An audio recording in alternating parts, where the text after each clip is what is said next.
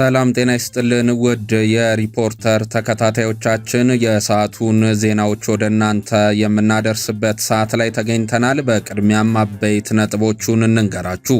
በንግድ መርህ ውስጥ ወደብ ማግኘት ከሉዓላዊነት ጋር አይገናኝም ሲሉ የመከላከያ ሰራዊት ሹም ተናግረዋል። ጉዳዩን በዝርዝር እናየዋለን። የቁጫ ህዝብ ዲሞክራሲያዊ ፓርቲ የምርጫ ቅስቀሳ እንዳያደርግ በፖሊስ መከልከሉን አስታውቋል። በዝርዝር የምንመለከተው ሌላኛው ዜናችን ነው። በኢትዮጵያ የአሜሪካ አምባሳደር ኤርቪን ማሲንጋ ለሁለተኛ ጊዜ ወደ ሰሜን ኢትዮጵያ አቅንተዋል። ያቀኑበት ጉዳይ ምንድነው? ወደ የትኛው ከተማስ ነው ያቀኑት? ሌላኛው በዝርዝር የምንመለከተው ጉዳያችን ይሆናል። አብራችሁን ስትቆዩ ቻናላችንን ላይክ፣ ሼር እና ሰብስክራይብ በማድረግ የሪፖርተር ወዳጅ እንድትሆኑ በአክብሮት እንጋብዛለን። በንግድ መርከብ ውስጥ ወደብ ማግኘት ከሉዓላዊነት ጋር አይገናኝም ሲሉ የመከላከያ ሰራዊት ሹም ተናገሩ። ኢትዮጵያ አሰብን ብትጠቀም ኤርትራ እንደ ዱባይ ትሆናለችም ሲሉ ተደምጧል። በመከላከያ ሚኒስቴር የውጭ ግንኙነትና ወታደራዊ ትብብር ዋና ዳይሬክቶሬት ዳይሬክተር ሜጀር ጀነራል ተሾመ ገመቹ ኢትዮጵያ የአሰብ ወደብን መጠቀም ብትጀምር ከኢትዮጵያ በላይ የኤርትራ ሕዝብ ተጠቃሚ ይሆናል ሲሉም ተናግረዋል። የመከላከያ ሰራዊት ሹሙ በዚህ ሳምንት አዲስ ፓራዳይም ከተባለ ዲጂታል ሚዲያ ጋር በነበራቸው ቆይታ ስለ ኢትዮጵያ የባህር በር ጥያቄ ሰፊ ማብራሪያ የሰጡ ሲሆን የኢትዮጵያ መንግስት ከጎረቤት ሀገራት ጋር በመተማመን ላይ በጋራ መከባበርና በጋራ ተጠቃሚነት ላይ መሰረት አድርጎ የዲፕሎማሲ ስራዎችን እየሰራ ነው ብለዋል። በሰጥቶ መቀበልና በንግድ መርህ ኢትዮጵያ ከአንድ በላይ የወደብ አማራጭ ሊኖራት እንደሚችልም ገልጿል። ኢትዮጵያ የባህር በር ያጣችው ከጎረቤት ሀገራት በተደረገው መለያየት ቢሆንም የወደብ ጉዳይ ሳይነሳና ሕጋዊ ሰነድ ሳይኖረው የቀረ በመሆኑ ኢትዮጵያ በዚህ ታሪካዊ ሁኔታ ላይ ይግባኝ መጠየቋና አጀንዳ መያዟ ተገቢ ነው ሲሉም አክለዋል። እኛ በጎረቤት ሀገር ነጻነትና ሉዓላዊነት ላይ ችግር የለብንም ያሉት ሜጀር ጀነራል ተሾመ በንግድ መርህ ወይም ኮሜርሻል ሞዴሊቲ አማካኝነት ወደብ ማግኘት ከሉዓላዊነት ጋር ግንኙነት የለውም ብለዋል። ብዙዎች የኢትዮጵያን ጥያቄ በሉዓላዊ ሀገር ላይ እንደሚነሳ አድርገው የሚያነሱት ቢሆንም ኢትዮጵያና ኤርትራ ሲለያዩ የባህር በር ጉዳይ ሳይነሳ ግለሰቦች የወሰኑት መሆኑ ሕገ ወጥ በመሆኑ ከሀገር ሉዓላዊነትና ነጻነት ጋርም አይያያዝም ሲሉ ተናግረዋል። ከኢትዮጵያ በተቃራኒው የቆሙ ቡድኖችና ግለሰቦች የኢትዮጵያን ጥያቄ ለመሸፈን ስለሚሞክሩ ካልሆነ በስተቀር ከሕዝብ ጋር ችግር የለብንም ያሉት ሜጀር ጄኔራል ተሾመ ገመቹ ኢትዮጵያ አሰብን መጠቀም ብትጀምር ከኢትዮጵያ በላይ የኤርትራ ሕዝብ ተጠቃሚ ይሆናል ብለዋል።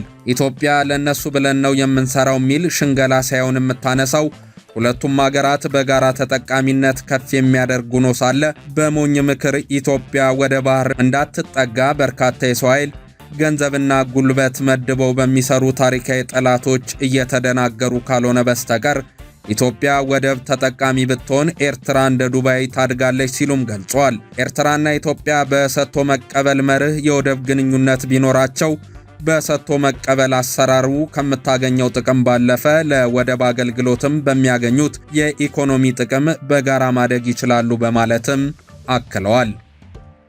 የቁጫ ህዝብ ዲሞክራሲያዊ ፓርቲ ቁህዴፓ የምርጫ ቅስቀሳ እንዳያደርግ በፖሊስ መከልከሉን አስታወቀ።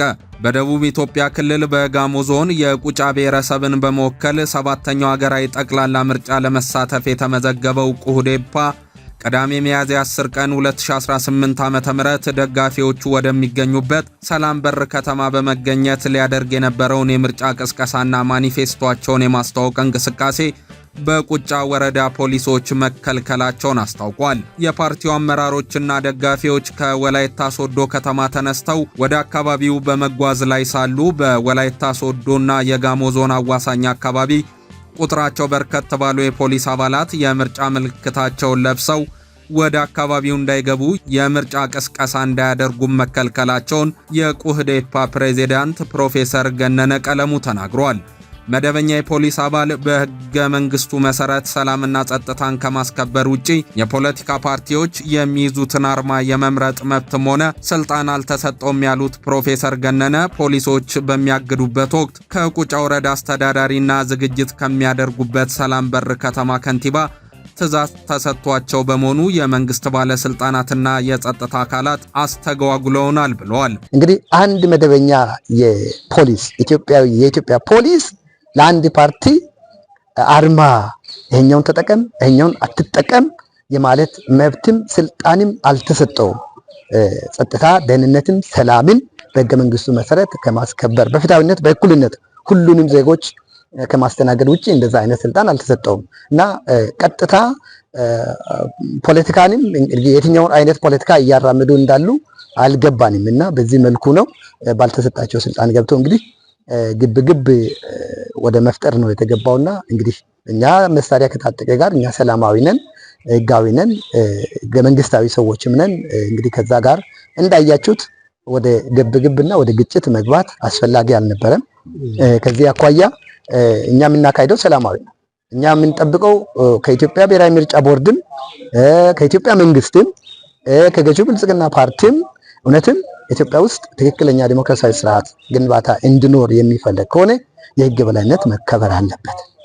ህጎች ወደ መሬት መውረድ አለባቸው፣ በአግባቡ መተርጎም አለባቸው። ለሰላም፣ ለነጻነት፣ ለእኩልነት፣ ለፍትህ ቅድሚያ መሰጠት አለበት ብለን እናምናለን። እግዱን የፈጸመው እንዳያችሁት ያው በዋናነት አስፈጻሚዎች አሉ ከጀርባቸው በፒክአፕ መኪና ጋቢና ላይ ቁጭ ብለው የቁጫ ወረዳ አስተዳዳሪ የምርጫ እንግዲህ የዘንድሮ የክልል እጩ ተወዳዳሪ ነው በብልጽግና ፓርቲ። የሰላም በር ከተማ ከንቲባው አሉበት። እነሱ ትዕዛዝ ስለሰጡ ነው። መደበኛ ፖሊሶች በዚያ ልክ አዛዦች አሉ። የቁጫ ወረዳም እንደገና ከፍተኛ የፖሊስ አመራሮች አሉ። ያው ስማቸውን መጥቀስ አያስፈልግም። ከፍተኛ የፖሊስ አዛዦች ማለት ነው። የወረዳውም የከተማውም አጠቃላይ እንግዲህ መንግስታዊ ነው። የመንግስት ባለስልጣናትና እንግዲህ መደበኛ ፖሊስ ነው ማለት ነው። እንግዲህ ይሄ የሚመራው ማን ነው? ሹመቱን ስልጣኑ የሰጠው ማን ነው ሲባል ገዢው ብልጽግና ፓርቲ ነው፣ ሌላ ማለት አይደለም። እንግዲህ የብልጽግና ፓርቲ እጩ የሆነ አካል እንግዲህ ትዕዛዝ ሰጥቶ ነው ያስቆመው። የፓርቲው አባል የሆነውና የህግ ባለሙያው ንጋቱ ኤርሚያስ በበኩሉ የህገ መንግስትና የምርጫ ህግ ጥሰት ተፈጽሞብናል ብሏል። ፓርቲው ከብሔራዊ ምርጫ ቦርድ የትብብር ደብዳቤ ለወረዳው እንዲሁም ለፌዴራል ፖሊስ የተጻፈለት ቢሆንም ከቁጫ ወረዳ የአዳራሽና የአደባባይ ፍቃድ ማግኘታቸውን በደብዳቤ ከተገለጸ በኋላ በዕለቱ እገዳው እንደተጣለባቸውም አባላቱ አስረድተዋል። ሶስት ዋና ህገ መንግስታዊና እንዲሁም ደግሞ የምርጫ ቦርድ ህግ መመሪያ ተጥሶብናል። አንደኛው ምርጫ ካርድ የመውሰድ መብት ተጥሶብኛል። ያ ስል እንዴት ነው? በኢትዮጵያ ምርጫ ቦርድ ህግ አንቀጽ 18 መሰረት መራጮች የመመዝገብ እንዲሁም ደግሞ የምርጫ ካርድ የመውሰድ መብት አላቸው። ይህንን መብት በህጉ መሰረት በ18 ንዑስ አንቀጽ 1 መሰረት ማንኛውም ኢትዮጵያዊ የሆነ እንዲሁም ደግሞ በህገ መንግስቱ በአንቀጽ 38 መሰረት የመምረጥ መብቱን ተጠቅሞ በዚህ መመሪያ ካርድ ወስዶ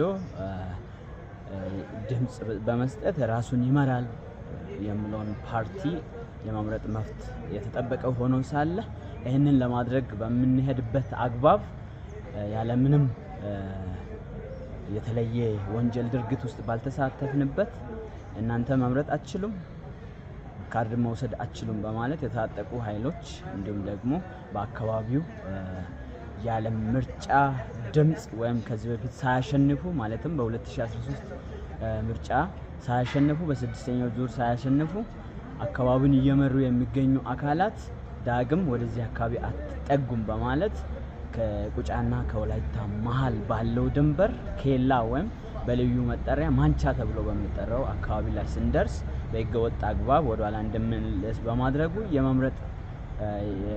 የመምረጥ መብታችን ተነፍገን የምርጫ ካርድ የመውሰድ መብት አጥቻለሁ። በሁለተኛ ደረጃ እንግዲህ እነሱ በዋናነት ሲያነሱ የነበሩት ሻማጫ መልበስ አትችሉም። ሻማጫ ማለት እንግዲህ በቀላሉ ወይም በግልጽ ትርጉም የህዝቡ ወይም የቁጫ ህዝብ ባህላዊ ልብስ ነው። ይህንን ልብስ መልበስ አትችሉም በማለት መለሱ።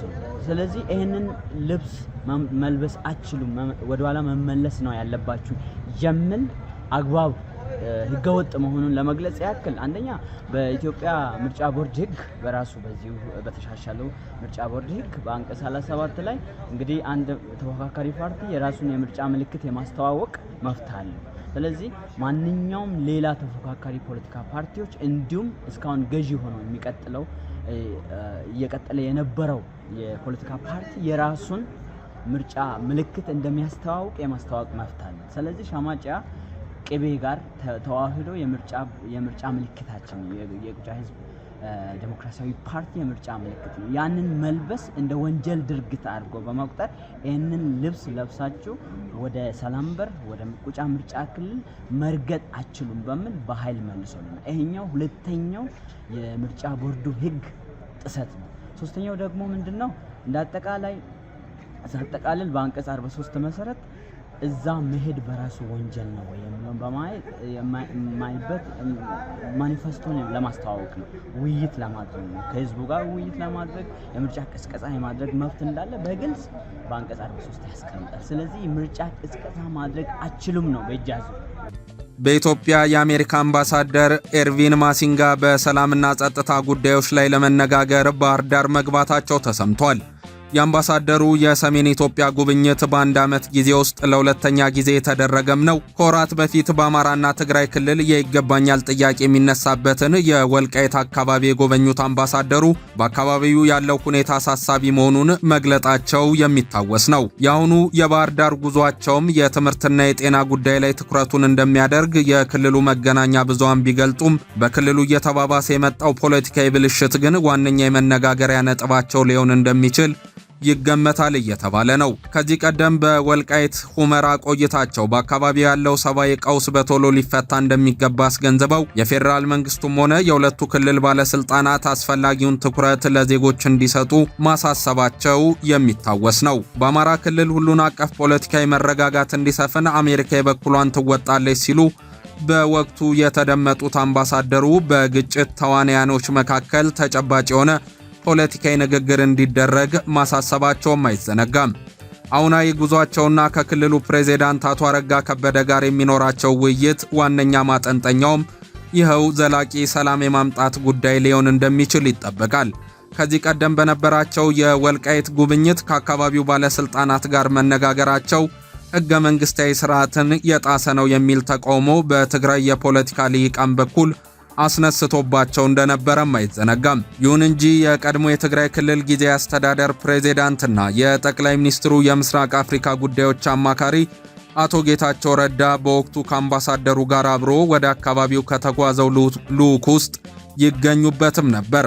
በአማራ ክልል ያለው ፖለቲካዊ ቀውስ አሁንም ይህን የተባለ መፍትሄን አላገኘም። በክልሉ የሚንቀሳቀሱ ታጣቂ ኃይሎችም ሆኑ የፌዴራል መንግስቱ በተደጋጋሚ የጥይት አፈሙዝ ለማዘግዘግ ቁርጠኛ መሆናቸውን ቢናገሩም ተጨባጭ መፍትሄ ላይ ሲደርሱ ግን አልተስተዋለም። ጠቅላይ ሚኒስትር አብይ አህመድ በሕዝብ እንደራሴዎች ምክር ቤት በተደጋጋሚ በክልሉ ከሚንቀሳቀሱ የፋኖ ኃይሎች ጋር በየትኛውም ሀገር በፈለጉት አደራዳሪ ለመነጋገር መንግስታቸው ቁርጠኛ መሆኑን ደጋግመው ሲናገሩም ተደምጧል። ምናልባትም የአሁኑ የአምባሳደር ማሲንጋ ጉብኝት በፌዴራል መንግስቱና በታጣቂ ኃይሎች መካከል የሚደረጉ ንግግሮችን ለማመቻቸት ያለመ ሊሆን እንደሚችልም እየተነገረ ነው። ከዛ ባለፈ አምባሳደሩ በጤና በትምህርትና መሰል የመሰረተ ልማት ጉዳዮች ላይ ከፕሬዝዳንት አረጋ ጋር ውይይት እንደሚያደርጉ ይጠበቃል። የአሜሪካ መንግስት በኢትዮጵያ ከሚያደርጋቸው ኢኒሼቲቮች ውስጥ አብዛኛው በትምህርትና ጤና ጉዳይ ላይ የሚያተኩር ሲሆን አማራ ክልልም የዚህ ድጋፍ ዋነኛ ተጠቃሚ ክልል እንደሆነ የሚታወቅ ነው። ውድ የሪፖርተር ተከታታዮቻችን ለሰዓቱ ያዝናቸው ዜናዎች እነዚህን ይመስሉ ነበር። ሰናይ ጊዜ ተመኘን።